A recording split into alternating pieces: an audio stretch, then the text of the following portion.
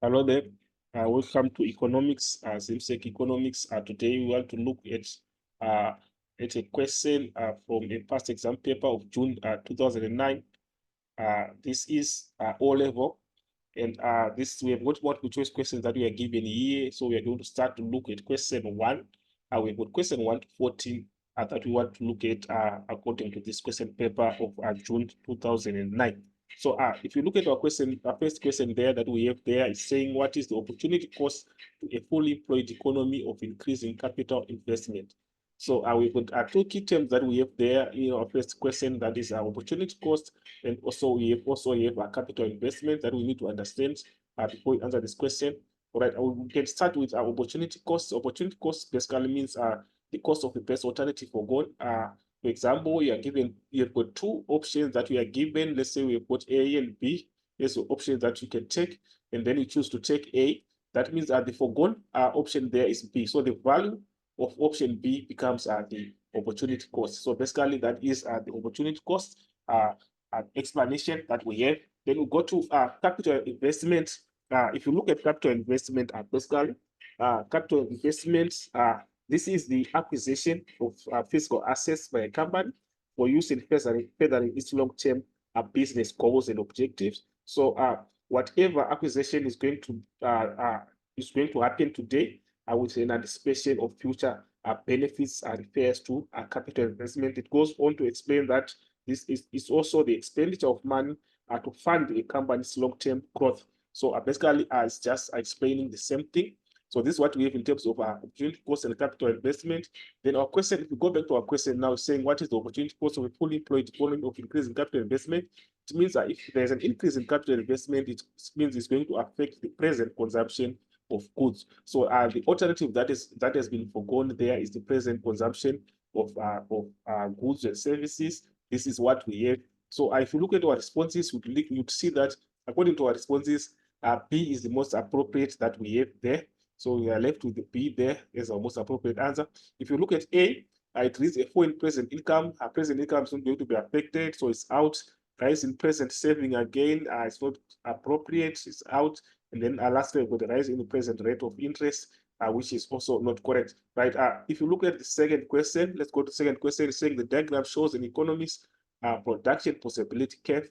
What is the effect on present and future total output of a move from Z to point X? So we are at point Z.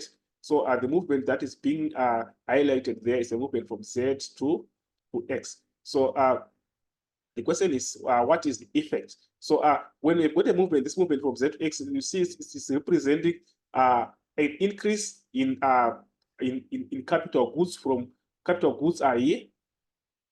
Capital goods initially they are here. Let's say this is just our C1, and then they are now at X, which means now we are now at approximately, let's say C2 there.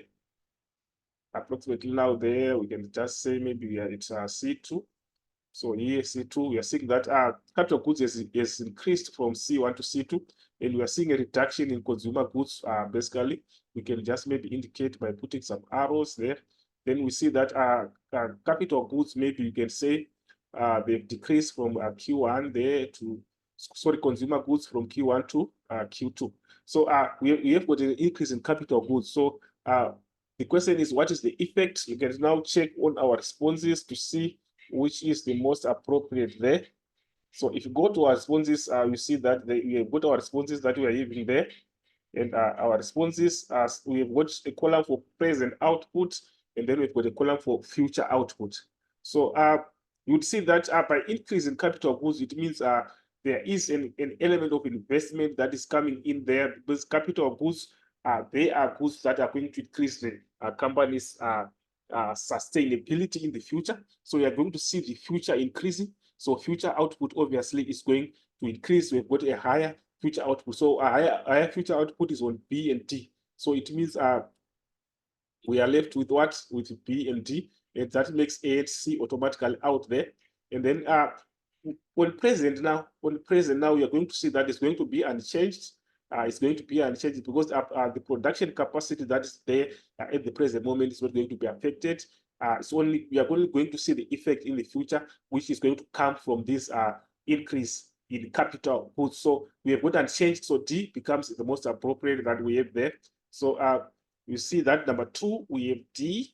That is the most appropriate that we have there. Right. We can move on to the next question. It's saying quantity. The quantity supplied is. So we can start maybe by trying to define what we mean by quantity supplied. But we'd see that a quantity supplied basically entails the amount of good or services that is made available for sale at a given price point. So any goods that have been offered for sale represents quantity supplied. Then we can see now all our responses, which is the most appropriate according to the responses that we are given. So we can go through the response that we are given. We've got a choice of alternative goods and services to be produced, which is not correct. We are looking at the actual goods that have been produced. So A is out. If you go to B, the ability to produce the goods and services that are desired. So this is actually correct because I actually explaining that the goods and the ability to produce the goods and services that are desired, which is very correct. Then you can look at C, the perfect knowledge of the opportunities available to suppliers. The knowledge that is available is not going to directly affect the production of goods and services, which makes them option C also out. Then D, that both the supply and consumer is a key, not correct. So we are left with B there. So it means B is the appropriate answer that we have the correct answer. Then we go to the next one, D. Right? If you move to D now, D is the price of a product rises from $18,000 to $22,000, and demand falls from 4,000 to 3,000. It falls from 4,000 to 3,000, and then it means here we have got 3,000. I think this one is faint, so we have 3,000 here. It falls from 4,000 to 3,000. Calculate the coefficient of the price elasticity of demand. So on our first option, the answer that we have there is 1.125. It's not clearly shown there. Then we can now calculate there. Remember the formula for calculating. This is the price elasticity of demand. So you see that price elasticity of demand, we can just abbreviate it as PED. And we know that the formula that we use to calculate a PED, which is price elasticity of demand, we say percentage change in quantity demanded, percentage change in quantity demanded. So we have got quantity demanded as our numerator, and then we divide by percentage change in price. So that explains price elasticity of demand. So in this formula now, we can now go there and try to calculate a percentage change in quantity demanded first. But our quantity demanded, we are seeing that it's a movement from 4,000 to 3,000. So we are seeing that this is a reduction, but we just want to see by how much it reduced. But basically, we can use the formula there by saying this is the initial quantity. So the initial price is 4,000. So we can say P0, and it moved to P1. So we can just make a formula there of calculating the proportionate change in price there by saying P1 minus P0 over P0. So this one will give us, this formula will give us the coefficient that we have for proportionate change in price. So I would see that our P1 is 3,000, and then our P0 is 4,000. Of course, we're going to get a negative there. Then our P0 is 4,000. That's where it's starting, the initial figure that we're given and where it moved to there. So where the initial figure becomes the denominator. So if you calculate that one, it means we are saying P1 is 3,000. Then we are going to subtract our P0, which is 4,000. And then we divide by the initial, which is P0, which is 4,000 again. Right. Let's try to calculate that one. Let's try to calculate that one. If you say 3,000 minus 4,000, obviously you're going to get 1,000 there. Then we divide by 4,000. So we are going to get a 1/4 there, which becomes 0.25. So here we've got 0.25. 0.25 that we have there. This is our quantity. This is our quantity, which is 0.25. So we can move on and again and calculate the change in price. Now we are seeing that price is from 18,000 to 20,000. So we can just try to see how can we calculate that one. But let's just try to see there in terms of our quantity, our price there. Let's just put our figures that we have there. We are seeing that it's from 18,000 to 22,000. So let's just maybe use the letter U. So let's say this is our initial. It's from 18 to 22. Then it moves on to our where it moved to, which is now U1. And then we can also use that formula by saying U1 minus U0 over U0 is the initial figure. So the initial becomes the denominator. So here we are saying if you try to calculate there, it becomes U1 is 22,000 minus 18,000, and then you divide by the initial, which is 18,000. So we can try to calculate that one. If you say 22 minus 18, then we divide by 18. You divide by 18, there you're going to get 2 over 9 as a decimal. It becomes 0.222 as a carrying figure there. So we can just say here is equal to 0.2222 as it go. Right. So we can now divide percentage change in quantity. Remember, percentage change in quantity is the one that we have for 0.25, this one. So it's going to be our numerator, then our denominator is this one. So then we can calculate to find the answer that we have there. Let's just try to see what we get there. So if you come here, you'd see that now we are saying, remember, percentage change in quantity is 0.25. So we are saying 0.25, and then we divide by 0.2. 0.22222. Like if you divide this correctly, you're going to see that is going to lead us to 1.125. So this becomes our answer as our price elasticity of demand. So it means A becomes our answer that we have there. Then we can as well move on to the next question, which is now question 5. We can go to the next page and check what we have there. Right.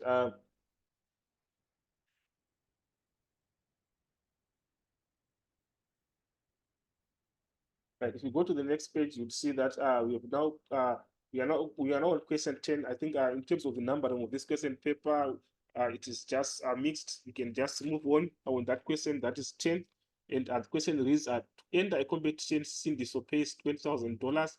Cindy is fortunate and subsequently wins the first prize, which offers the choice of a holiday at Great Zimbabwe, which costs $3 million or 2.6, which is 2,600,000 dollars in cash. If she selects the holiday, what is the opportunity cost of her choice? Remember, we defined opportunity cost as the cost of the best alternative for gold, and said the alternative that has not been chosen becomes the opportunity cost. So you see that the alternative that we have there, we've got this one of 3 million, which is a holiday to Great Zimbabwe, which costs 3 million, and then we also have got another option B, which is 2,600,000, which is a payment in cash.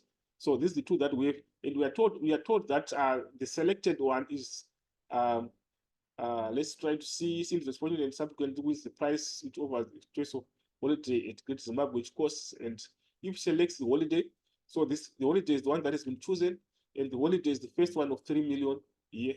So it means the alternative for gold now is the second one, which is this one. So this one becomes the opportunity cost. So $2,600,000 becomes the opportunity cost. I remember I said it's the value of the best alternative for gold. So the best alternative for gold that we have there is $2,600,000. So our answer there on question 10,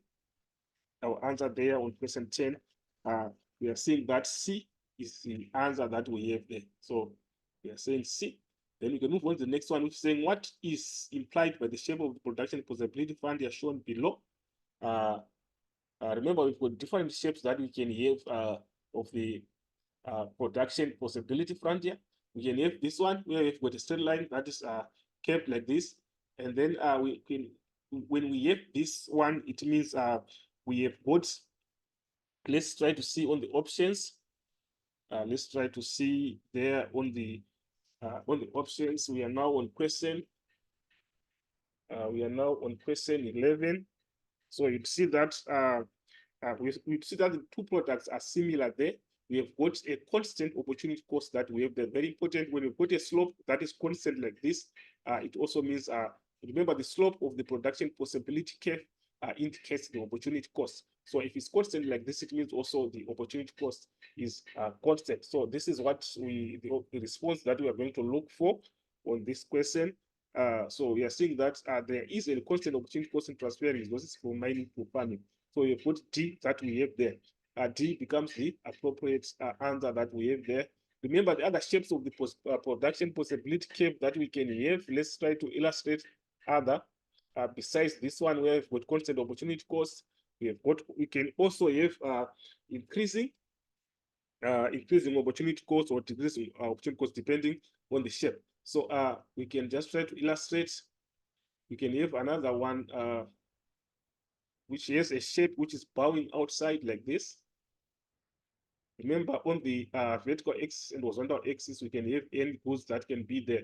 Remember, one of the assumptions of a production possibility curve is that only two goods are assumed to be produced. So we have got maybe good A and good B in terms of n goods that we can select. So we can now say if it's bowing outside like this, it indicates an increasing opportunity cost. Increasing opportunity cost if it's bowing outside, and also we can have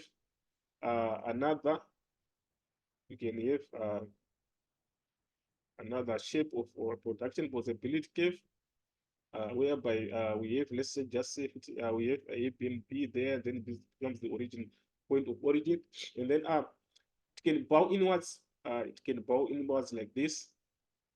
So when it's bowing inwards like this, it shows decreasing opportunity cost. So these are the shapes that we can have in terms of this production possibility curves. So we can just take note of the other shapes that we have there. So we can move on to see what we have in terms of the next question, right? On this one, we are saying the appropriate there is D, which is indicating that shape, which is there's a constant opportunity cost and transferring resources from mining to farming. So we can move on to the next question, which is 12, according to the numbering that we have here.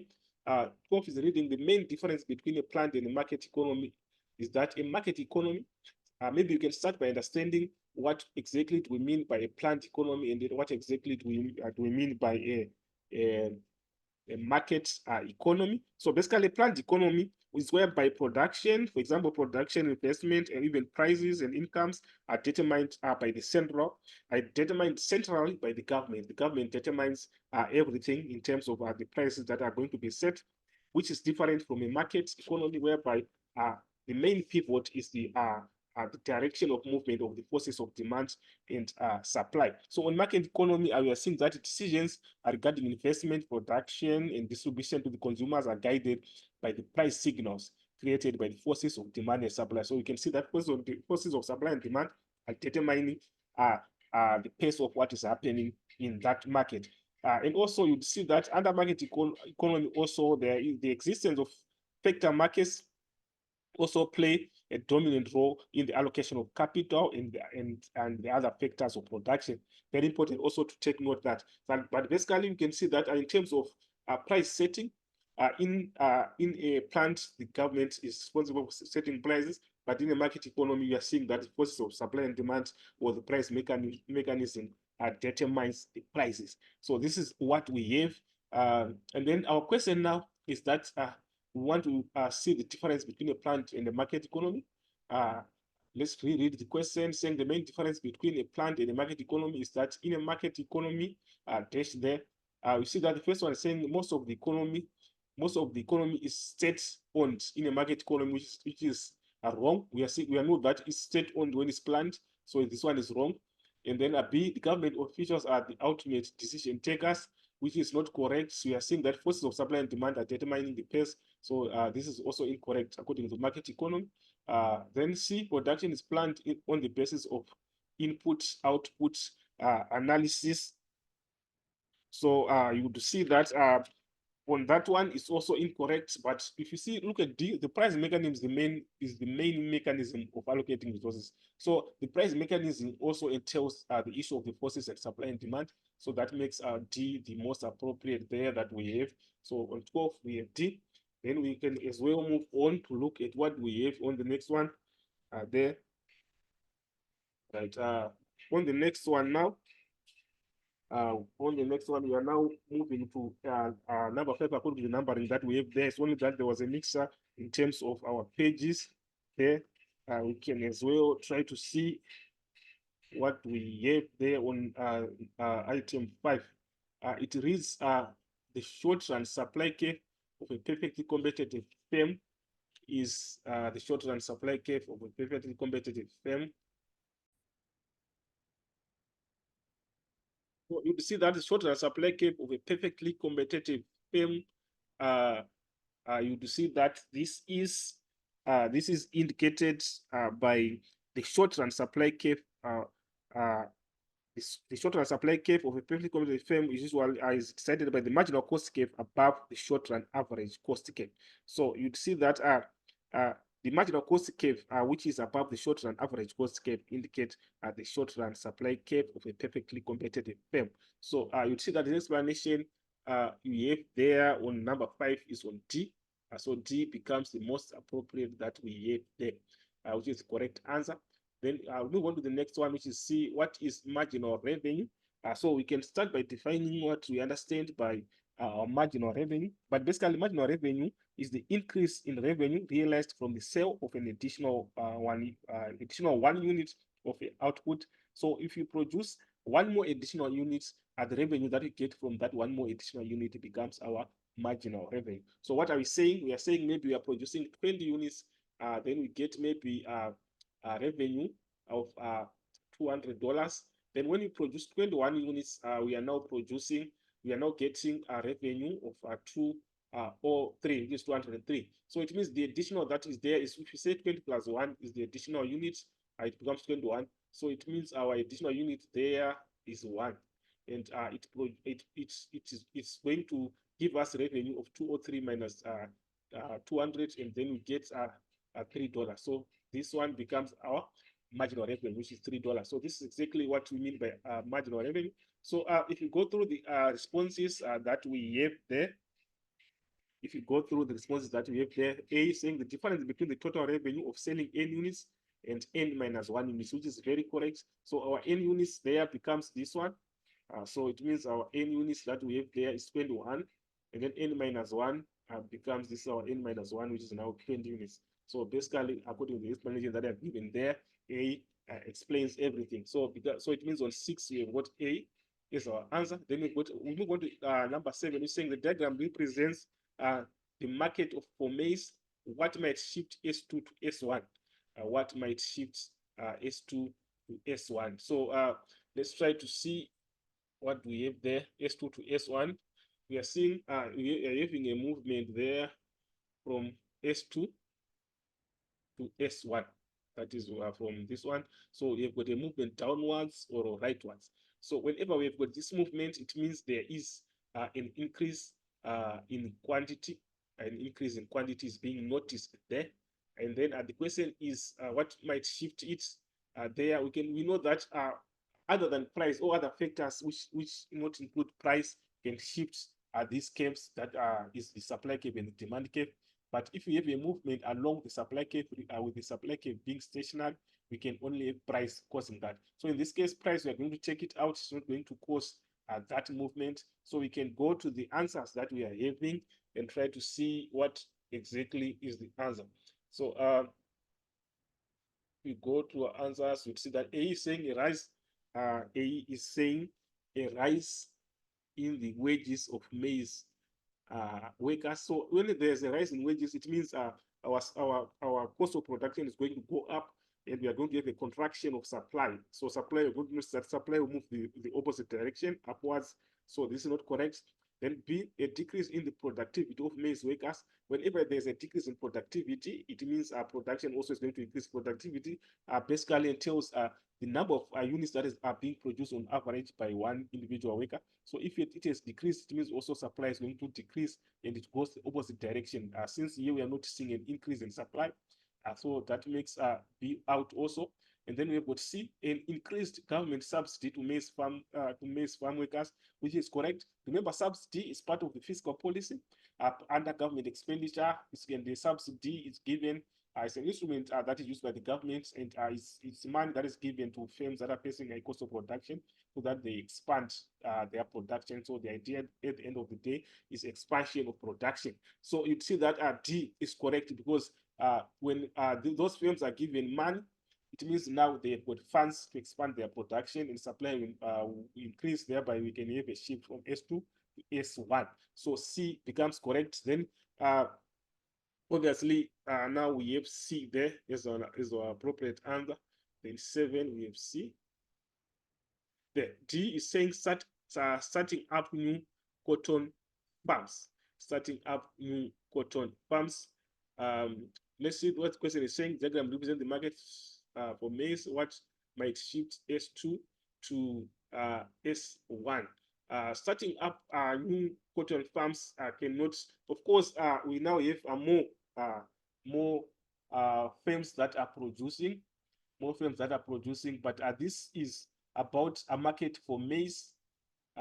This is market for maize, so that becomes D out also. So we can just eliminate D there, and we're left with C.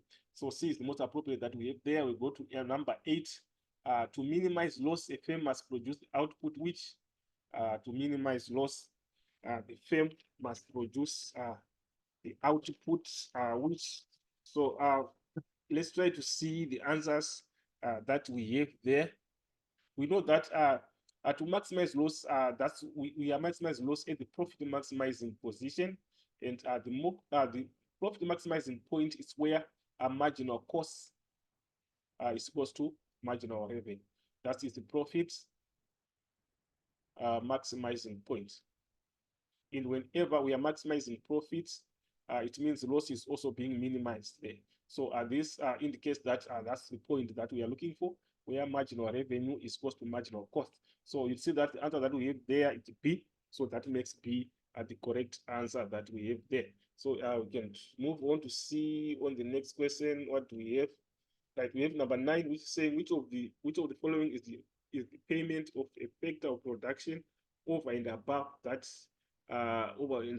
necessary to keep the factor in its present use. So this has explained itself, so we can straight away pick what does this statement mean there. So you see that this is economic rent when we have a factor of production over and above that that's necessary to keep that factor in present use. So basically, economic rent is an excess payment made for a factor of production over and above the amounts expected by its owner. So this is the explanation that we have for economic rent. So that makes that explanation fit for economic rent there. Then we've got B there is the most appropriate. B there is the most appropriate. There we've got B. Then on the others, we also have got a consumer surplus. You can also might also need to understand what we mean by consumer surplus. It is when the price paid by the consumer for a product is less than they are willing to pay. When the consumer sees that the price that they are buying a product for is less than what they were expecting. Maybe they were expecting a product to be $20, and then they pay that product for $15. So that is a difference between the two, which is $5 becomes the consumer surplus. So this is what we have in terms of consumer surplus. So it does not fit that explanation. And also we have normal profits. Also we might need to understand what we mean by normal profit, but basically it explains that that's when the difference between a company's total revenue and total cost is equal to zero. So total revenue minus total costs, when they are equal to 0, we say there is normal profit. Then lastly, we've got transfer earnings. Also, we might also need to understand transfer earnings. This is a reward necessary in order to keep owners of factors of production supplying their resource. But this can be explained from the point of view of workers. The minimum amount that is required for a worker not to change an occupation can be a transfer earnings. So this is what we have in terms of the explanation of other terms that we have in these responses. That is number 9. Then we can try to see if we've got another question that is coming in. This is the last one on this page. You can see that we have this one, which is marks the end of our question that we want to look at, which is number 13, which is saying which of the following diagrams illustrate the price, the unity price elasticity of supply. So this one is the term that is here is unity price elasticity of supply. That is number 13, and you can just maybe try to go up to see what other responses we have there. Unity price elasticity of the elasticity of supply. We are going to see that the 45-degree line, represents the unity position, the unity price elasticity of supply. So if you go to D, you can see that D indicates that one. So it means D we have got is most appropriate that we have there. So if you look at other graphs there, we can try to see what other graphs are representing there. You'd see that this horizontal line that we have on option A is representing a perfectly elastic curve, perfectly elastic. This is represented perfectly elastic, and this one is a vertical. So this one is a perfectly